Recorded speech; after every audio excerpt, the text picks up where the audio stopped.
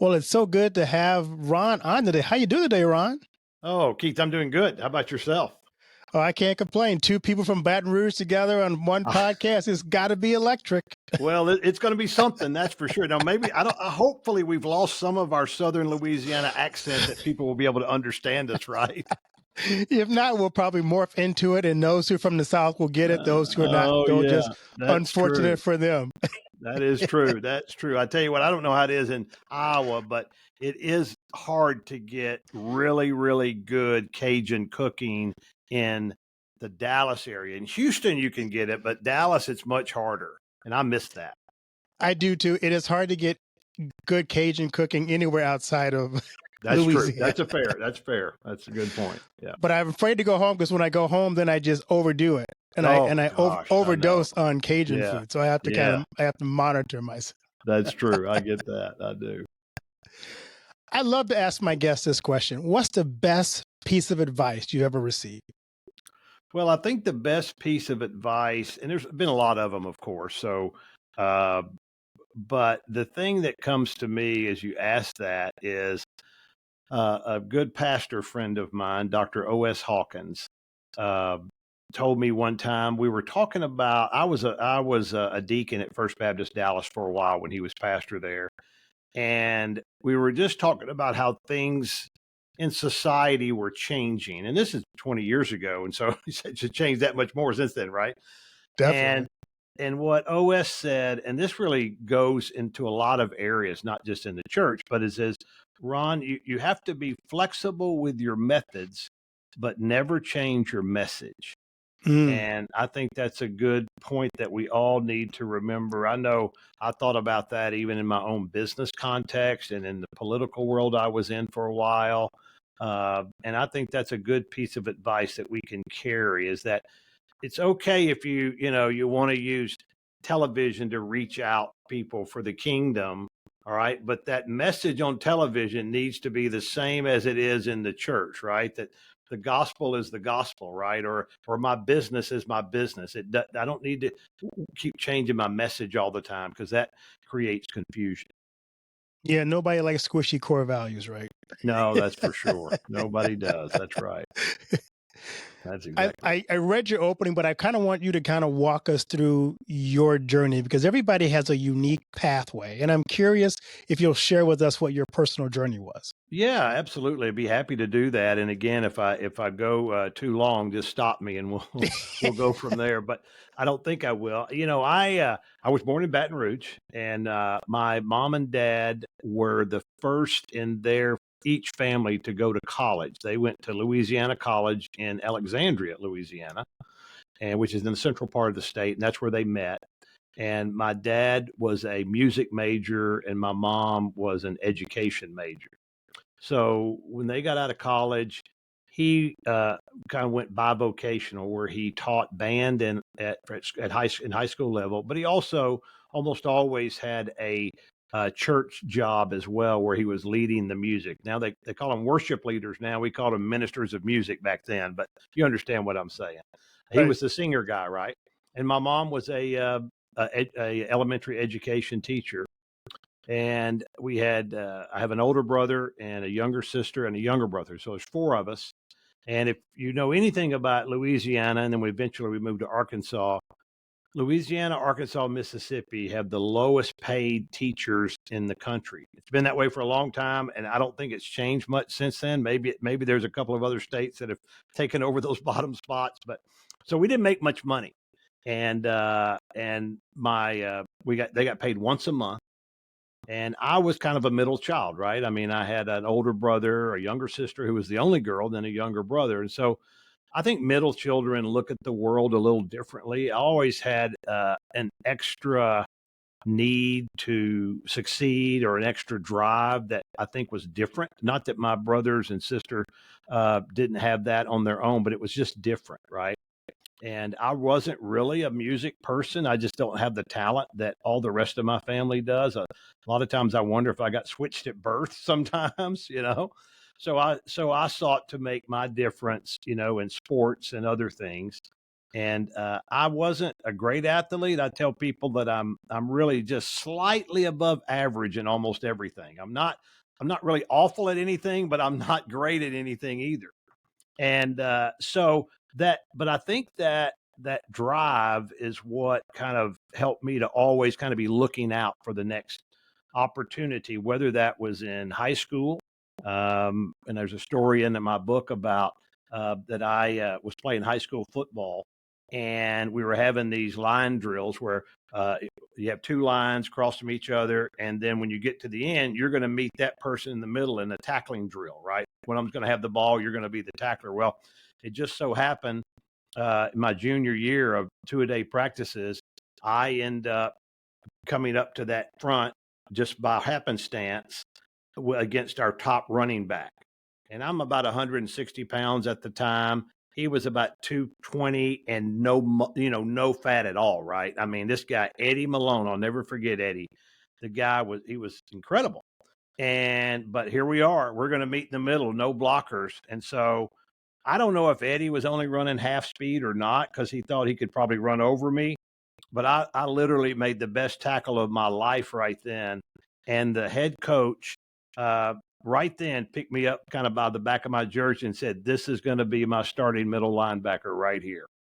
And I will tell you something, Keith, as simple as that seems in a small high school in a small town in Arkansas, that one statement gave me the confidence that I have drawn on many, many, many times, because I was the underdog, right? Shouldn't have done well at that. And again, maybe he was only running half speed.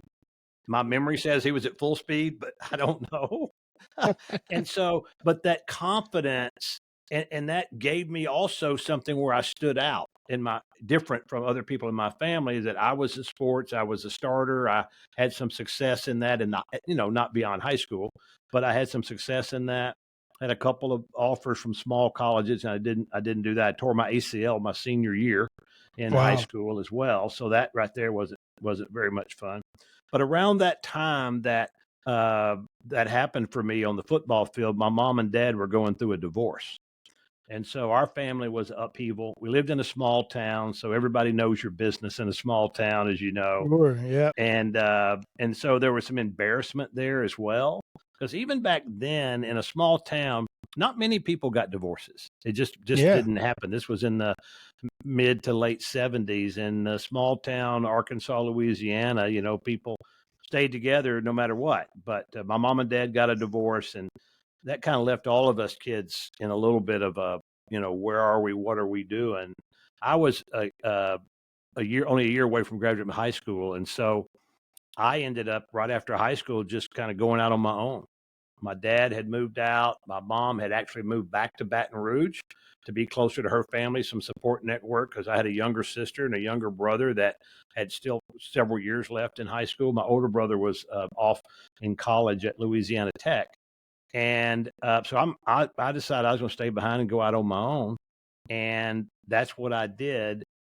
And it really, obviously was challenging, but it was something that, and I had drifted away from my faith at that time, because I was mad at everybody. I'm mad at the world. I'm mad at my dad. I'm mad at my mom. I'm mad at everybody.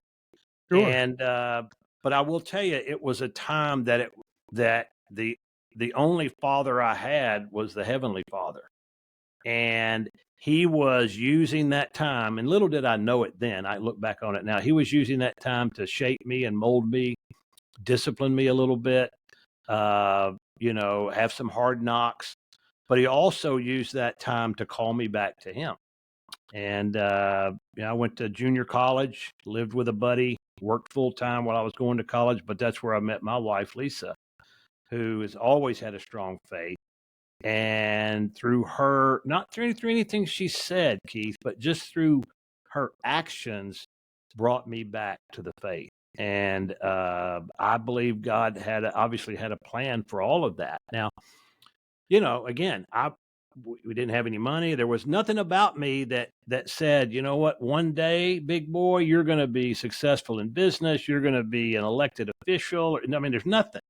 And, Right. and and one of the reasons I wrote the book was I think there are a lot of me out there, right? I mean, I wasn't born with the what Steve Jobs had, or Mark Cuban, or Tiger Woods, or anybody of those. There's lots of people like me. And I wanted to give people a little bit of a story, but guidebook on how I think anybody, okay, if they just are willing to do some very uncomfortable things and move forward, that they can have tremendous influence. I'm not saying they're going to make a lot of money or whatever, but I do think they can have outsized influence. And that's really what it's all about. How can I have an influence outside of just me? How does that happen? And so anyway, went on from there, and got a job at a local company there. That was a pretty big company called Murphy Oil. I worked in the mailroom, started from the bottom, got some promotions, looked up one day and said, you know what? My last name is not Murphy. So there is a limit on where I How can far I'm going to go. go. Yeah. Yeah. And Lisa and I had 2 kids at the time. We decided to look for a job in a bigger city, a little bit more opportunity. And that's when we got to Dallas. We didn't know one person in Dallas, did not have any contact over there, but we did get a job. I got a job at a bank over there. We ended up, my family, I don't know if your church is a particular denomination or not. My family's been Baptist for 300 years, right? Oh, wow. Literally 300 years. My Yeah. family's been here for 400 years, but we've been Baptist for 300 years. And so if you grew up Southern Baptist, being able to go to church at First Baptist Dallas was like, I mean, literally, you might be able to step from there right into heaven. I wasn't sure, but you might be able to, right? And so I told Lisa, we're going to go to First Baptist Dallas. And of course, she had grown up in a little bitty church, maybe 100 people in there. And she, oh, no way, we can do that. But we did it. And you know how the Lord works is he put us in a small, what we would call then Sunday school class or Bible fellowship class of people about our age. That this is the truth, Keith, that several of those couples are now almost 40-year friends of ours. In fact, we're having dinner with one of them tonight that was in that class 40 years ago. And it was God saying, this is your home. My wife's mom had just passed away at a very early age in her 40s. And so, and of course, my mom and dad had, gone through what they gone through, and that situation wasn't healed yet. So it was really a great blessing. And that's where I made most of my business contacts as well, which I didn't know that I would. So, and I can tell you more about that if you want to, or if you want to stop and talk some different, then we can do that. It's great. It's interesting because I started out Baptist and became Lutheran. So I'm actually Lutheran, Okay. which is even more rare in the South. Yes, it is. That's right. But you're right. Part of the culture of the South, especially, is you do make those connections in a Christian church setting oftentimes. And those Yeah. lifelong friends can be springboards to not just business, but just that connection again with God, and to be there in those tough times, and have that foundation to kind of walk you through those difficult times. You mentioned, losing your mother-in-law at an early age, how Yeah. having that strong foundation is so important. I'm curious to know, as you think back to your journey when you were kind of after your mom and dad separated, what lessons did you learn during that time of struggle that have served you well going forward? Yeah. Yeah. I think the 2 or 3 lessons, but one of the main lessons that I learned, and I think we do learn things, and I think our kids do too, from our parents' mistakes, things that we see. And I learned what commitment needed to look like, because what I saw is what it didn't need to look like. And I think that through, all marriages have ups and downs, but I think that through Lisa and I's marriage, never once, not one time ever, I can't speak for her, okay? But for me, I never once have considered, divorce or leaving or anything. Not one. That was not going to be part of the equation. They may take me out in a pine box, but that was going to be the way they took me out. And so I think commitment was one of those lessons I learned. And that carried over not only, I think, because the relationship with my dad especially, and it's pretty good now, but it was shattered. I've been much more intentional on my relationships, right? Much more committed. And I also think In some ways, I think there were some that I didn't learn some lessons that I wish I would have learned because I didn't really know how to be the father that I probably needed to be for my kids because the example I had so many ups and downs in it. And I certainly, as my kids got to be the age was when my parents divorced, and so my dad was more out of the picture, I didn't know I didn't know what to do. I had never had a dad that I could go to when I was 18 years old. So when my son got 18, I mean, again, I had to rely as much as I could, on what I felt the Heavenly Father was guiding me to do. And that was something that was a lesson that I didn't want my kids to have to experience, right? I want my son, my oldest, who has now 3 boys, one of them's 12 years old, that through every stage of that 12-year-old's life, Justin will at least have an example that he had to look on and say, "Hey, I'm going to mirror that," or, "Hey, you know what? I think I'm going to adjust that a little bit. Maybe dad didn't exactly have it right in the way I see it." And so I think those are lessons that are just totally invaluable. I think the other thing that I learned through that is, uh, in a sense, from a totally earthly standpoint, if it is to be, it's up to me. In other words, I was going to have to do the work. I didn't Right. have anything to fall back on. If you don't have a plan B, then you really get focused on your plan A. And that's all I had. I love that. We share kind of a common theme in that my father wasn't there either. And so my goal was to be a better father to my Yeah. kids than Hmm. my father was to me. The funny thing is I always felt that I wasn't as good a father as I could have been. I think we all Yep. have that Yeah. sense. And then one day my son said to me, "My goal, Dad, is to be as half a good a father as you are." And it just Wow. it kind of touches your heart when your Oh kids. man, I would have been balling on that one. That's Yeah, a good one, I Keith. was, I had Oh, to hang up the phone because I can't yeah. Oh watch you my read. gosh. Yeah. But so you do value that, knowing that you are that important. And so for all fathers who are listening, I would encourage you, please be involved in your kid's life because you have way more influence than you possibly can realize in your kids' lives. Yeah. That is true. And no matter where you screwed up in the past, it's never too late. Right. Never too That's, late to go back and say you're sorry or that, hey, I could have done that better and try to start afresh. There's nothing wrong with doing that. I remember writing a blog once about the Cat in the Cradle song. You remember that song? It's Oh, like oh yeah, that's a don't be tearjerker that for father. sure.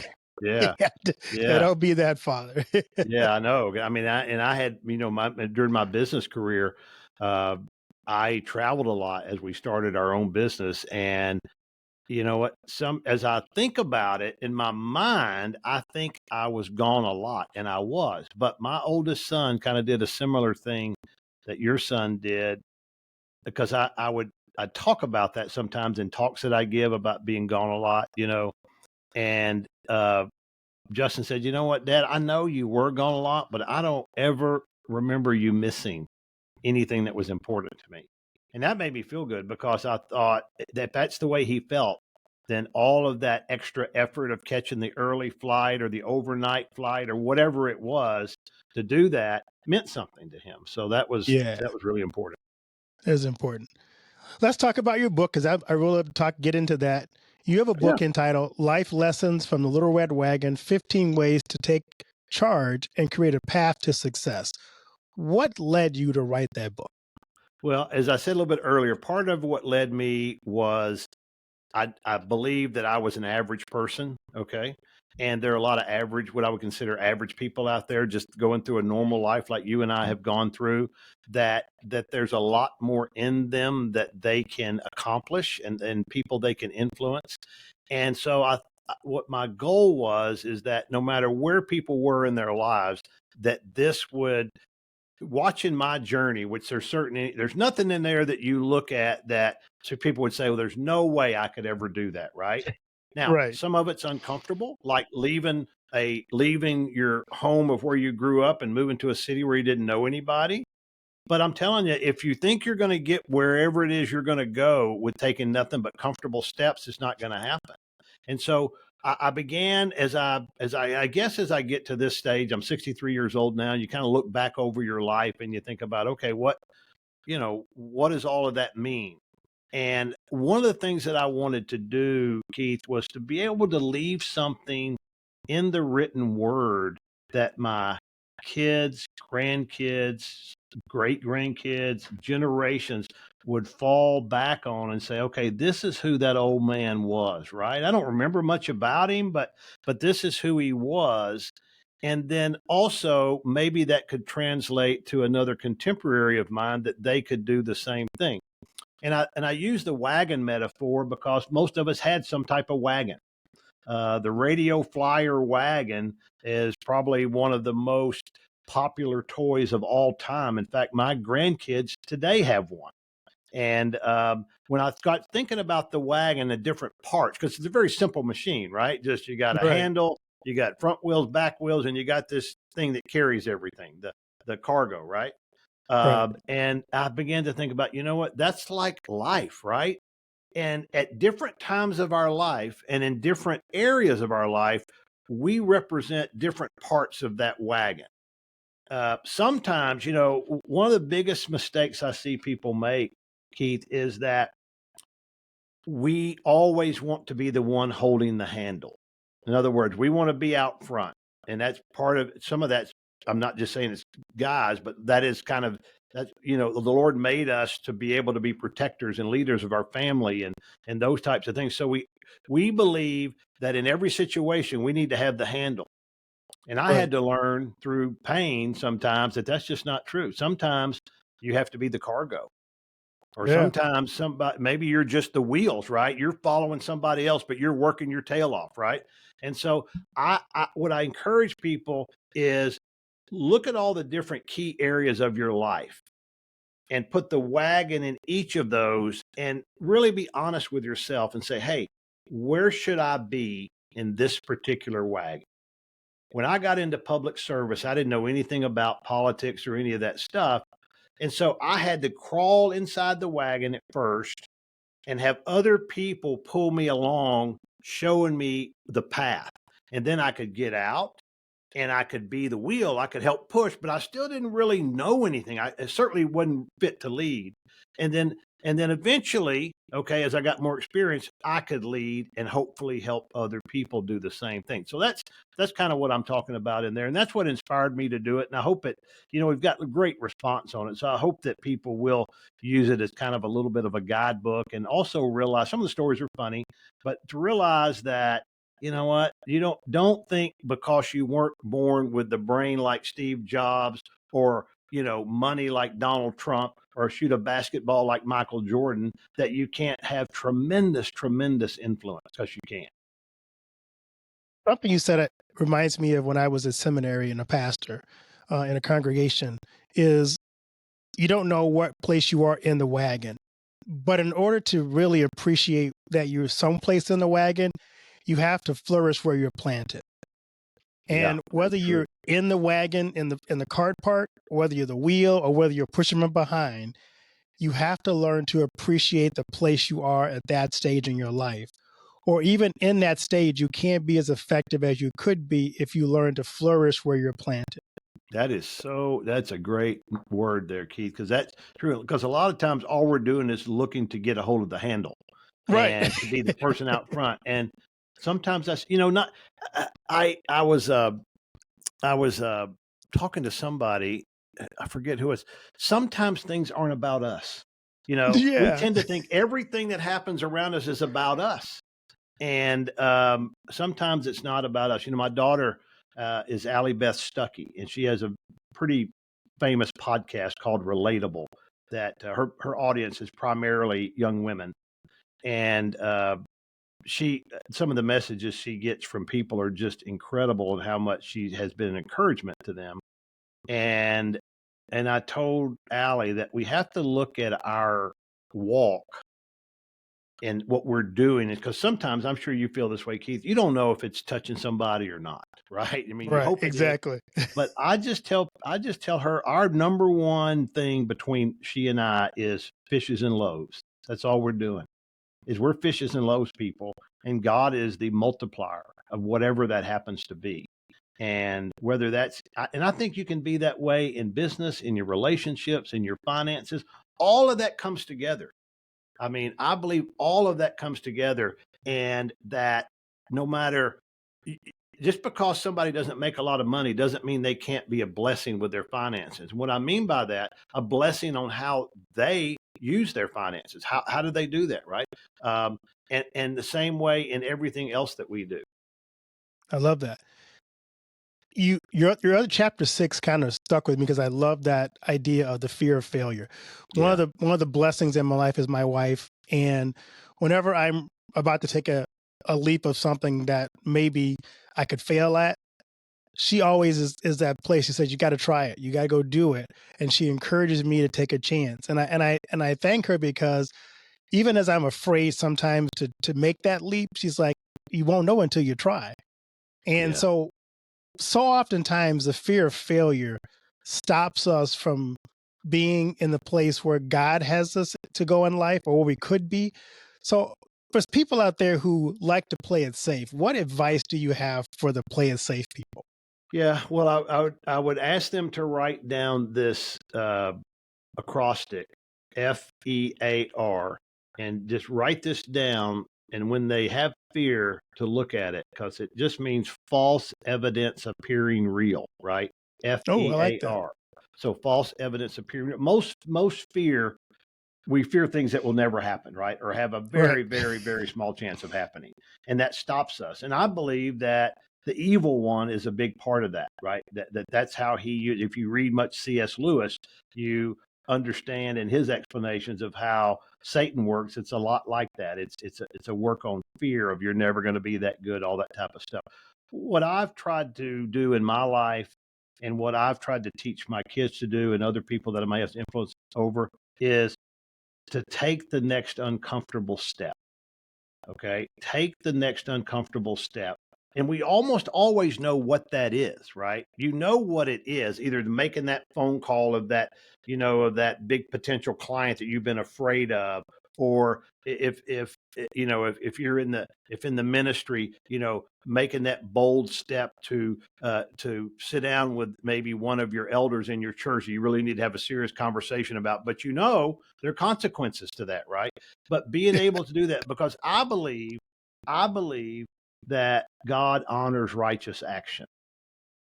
If we praying about it, and God's given us this ability to think and to do and whatever, and there's a not a there's it's not confusion, but just fear. There's difference between confusion and fear, right? Like, God is not the author of confusion, but I do believe that sometimes He allows our hesitancy to make us think about it properly and pray on it, whatever.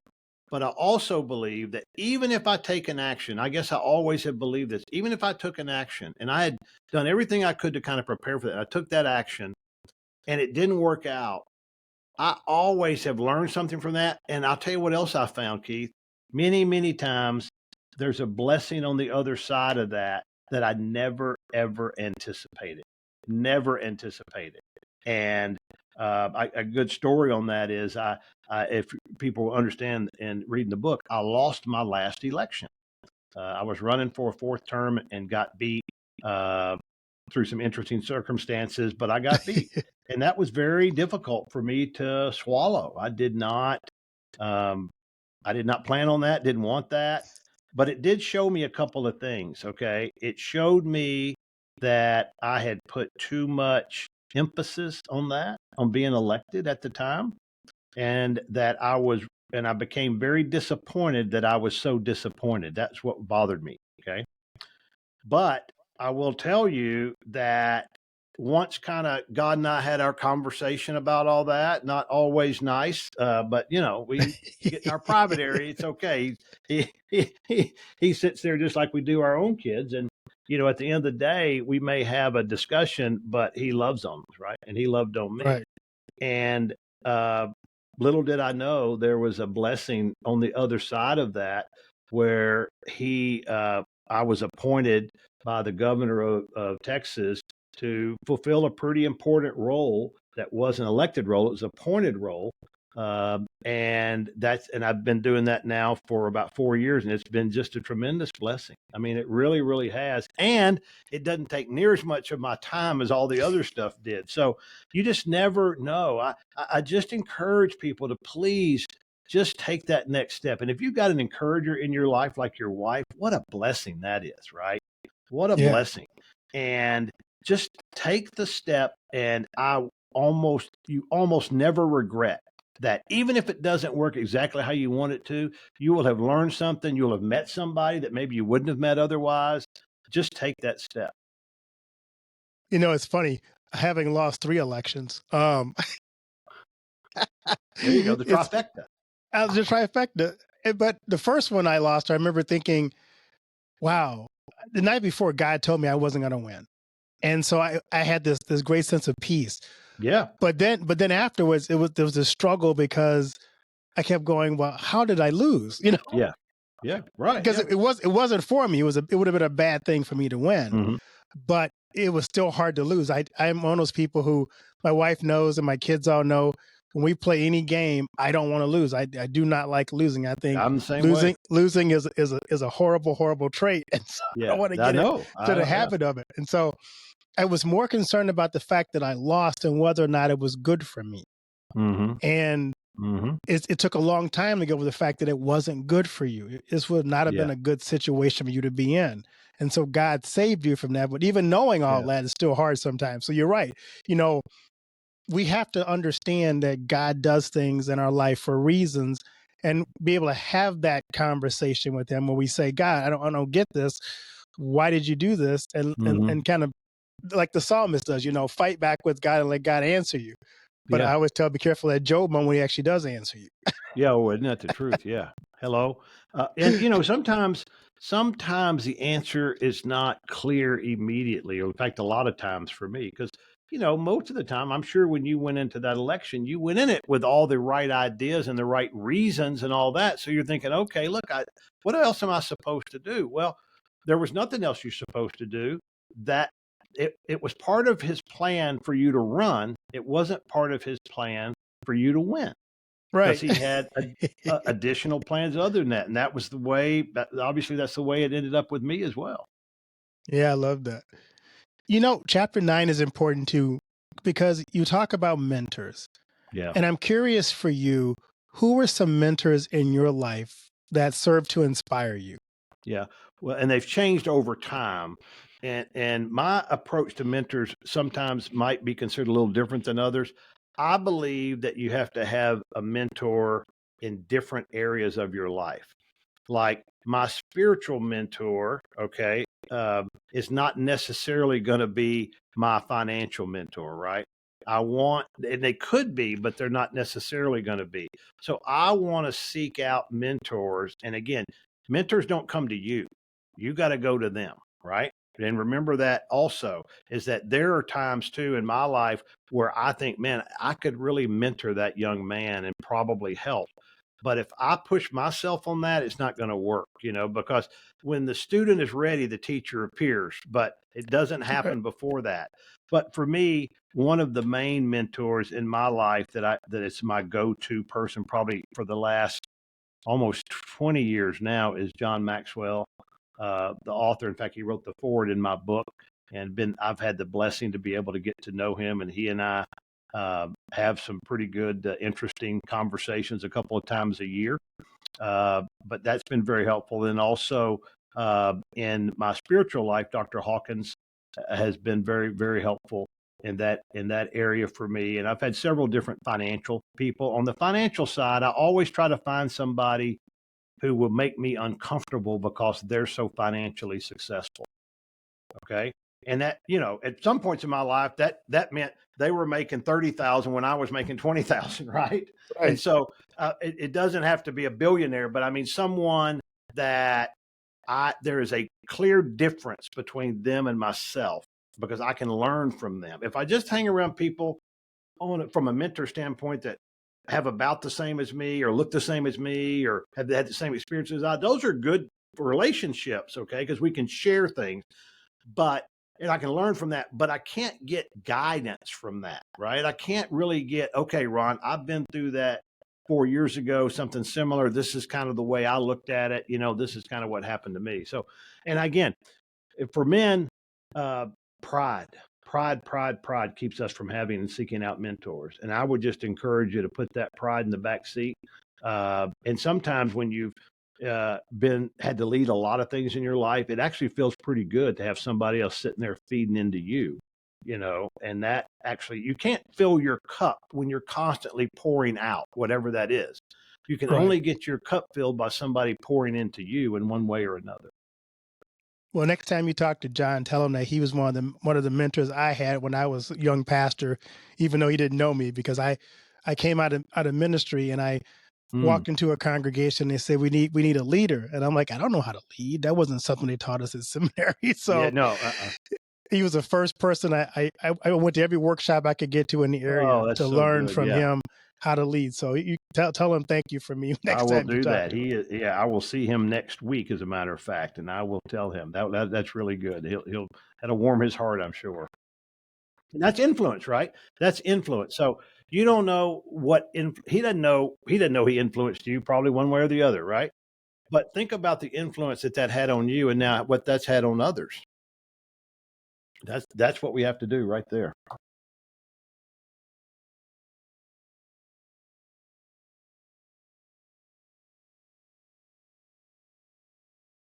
Wow.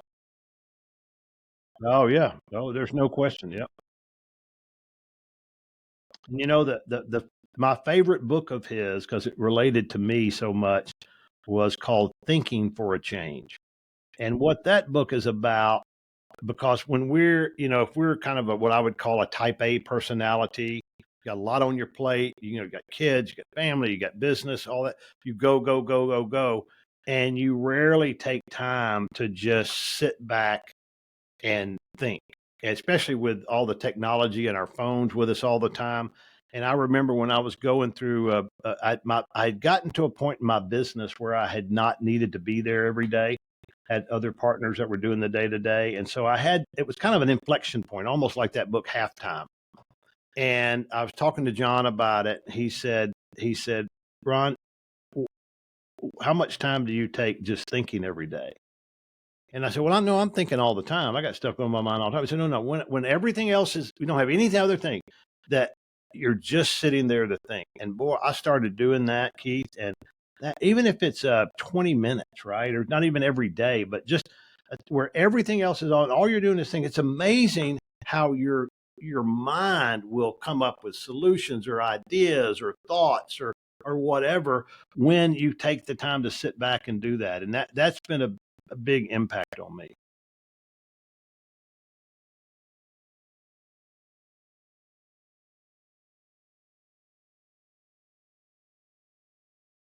Man, that's good. Yeah. Mhm.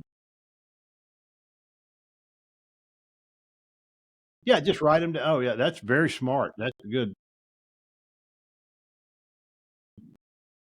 Yeah, that's right. Of course, yeah, yeah, that's the dumbest thing I've ever heard of. Why would I think of that? Yeah. That's true. Absolutely. Yeah,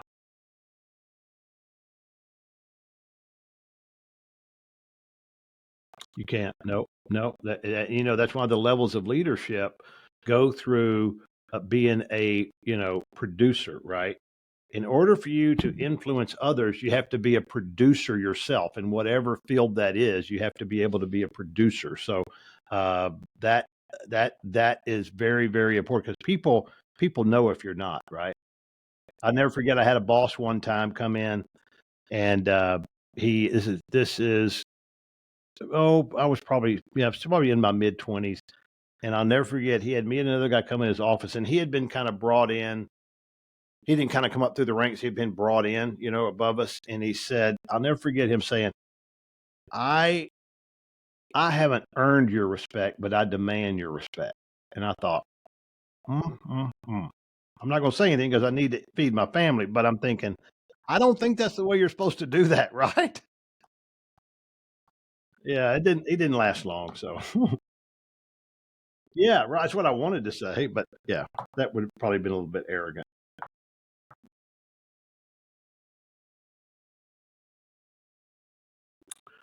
Oh, that's a good question. I've learned some things about me. Okay, I don't think that I am someone who will. At one time, I thought I think most people do is okay. I'm going to work. I'm going to get this. I mean, I've sold out my business. Financially, Lisa and I are pretty secure. Um, I thought, okay, I'm just going to cash it in, right? I'm just going to play golf every day or whatever. And I've learned that that's not the plan for me, right? So I'm going to be engaged in something all the time, whether it's what the governor's appointed me to, or other things like the book. I didn't know I was going to do the book either, doing that. And if you've written a book, you know that's a long effort. That's for sure. Uh, but I think for me right now, and my wife and I talk about this quite a bit, is I want to try to help my kids. Okay, and I got three kids. I got a older son who is an assistant U.S. attorney, works for the Department of Justice in San Antonio. They have three little boys.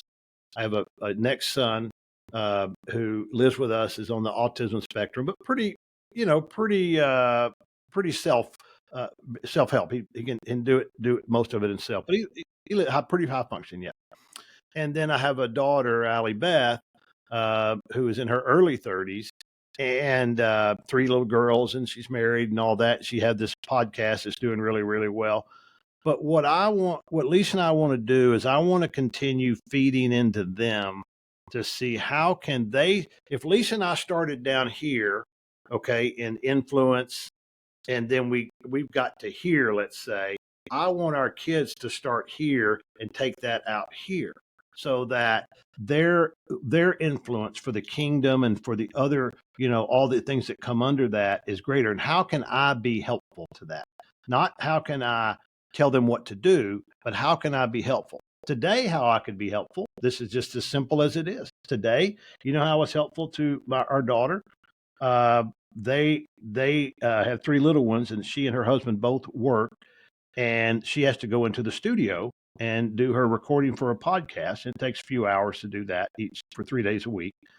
And they didn't have anybody keep the little baby today. The older two are in preschool, but they didn't keep the baby. So you know what I did this morning is I sat there with a 2 month old and held that baby and played with that baby and fed that baby. And that's what you do. That's how I could, because that way my daughter didn't have to worry about that. Right. Yeah. And so that's how can Lisa and I feed into our kids and grandkids so that they can take what we've started and exponentially grow that. That's what I'm the most excited about today.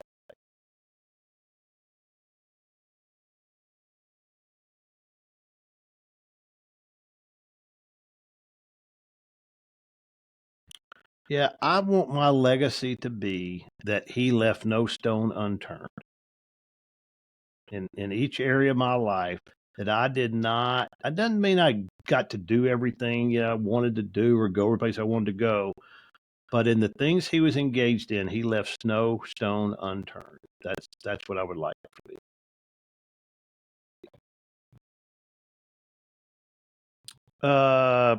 Where can you get my book? That's a good one. Yes, here we go. Yeah, so this is the book right here, and you can get it really anywhere. Amazon, Barnes and Noble, Ron at ronsimmons.com. Happy to get that to you. Um, the interesting thing though about this book is that if you ever do Audible books, which I do a lot of Audible, I listen to a lot of books on, Audible. All right. Well, I read the book. Okay. So it's my voice on there. And I'm the only person, I think, in the history of mankind, okay, to have myself plus John Maxwell and Ronald Reagan reading a part of the book. So yeah, just that's going to be very interesting, right? And I mean, I don't believe in seances, so I wasn't talking from the past, but it's a real deal, and it's very, very good. It's interesting, but no, I'm happy to, if people get the book and they read it and they have questions or they want to talk about something or communicate on something, you can reach out to me. I mean, my email is simple, just my name, Ron at ronsimmons.com. And I'm happy to visit with them, give them my thoughts on something. I've had several people email me with, hey, I'm going through this right now. What's your idea on this, that type of thing. So, uh, you know, I will tell you just one last little story. Uh, when I got into business for myself and with other partners, but kind of was one of the part ownership, what we thought we were going to do, which was a pretty good idea, was nothing where we ended up doing. And so sometimes I believe that you have to have flexibility in what you are, what your plans, goals are put in stone, plans should be in sand. We started our investment company thinking we were going to work with small company retirement plans, uh, plans uh, that didn't really have much interest by the big investment firms. Right? They wanted to deal with the big world, and that's what we were going to do. And we thought there was an underserved market, and there was, except for we had one meeting with a the head of the investments at American Airlines because they had set up some investment products that other people could utilize. We had one meeting with them, and we were going to utilize their investment products for our small company clients that we didn't have any of, but we were going to go get them. And in that meeting, the head of that, who's still a friend of mine today, said, Ron, we got 3 or 4 of our retired pilots that would like to do business with us, but we're not really set up to work with or invest money for individuals. We only work with big, companies or companies like yourself. And they said, would you talk to them and maybe you can guide them through what they need to do with their money? And if they want to utilize our products, they can do it through you guys, right? And I was like, yeah, in my mind, I'm thinking that's really not what we're trying to do, but I'll do it as a favor.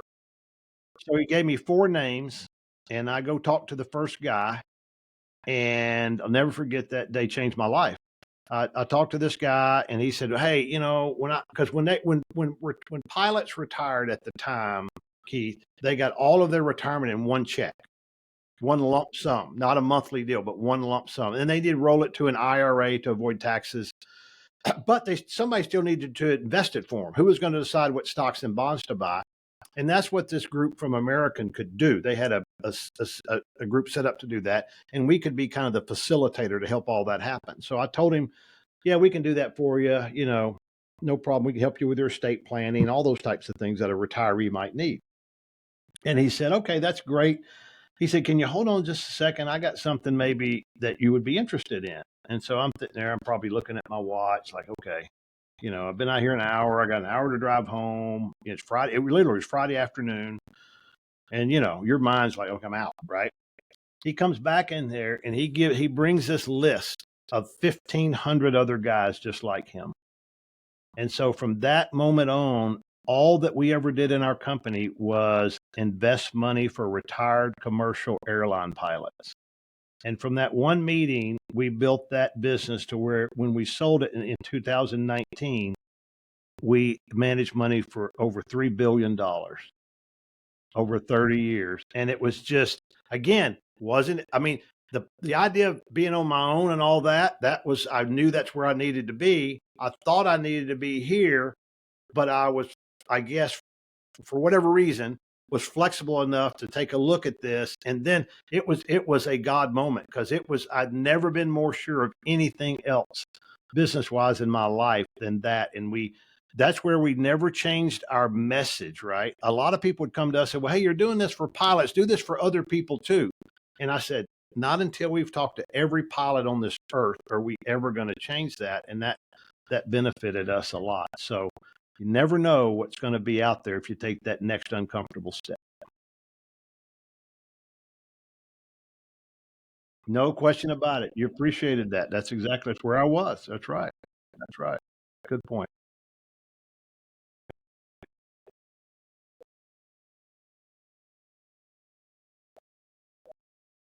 Yeah. Yeah. Thank you, Keith. Appreciate that. Thank you very much.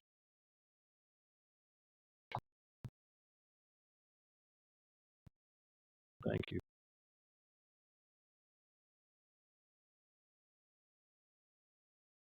There you go. Yes, that's right. Oh, that'll be good. You'll enjoy that, I promise you.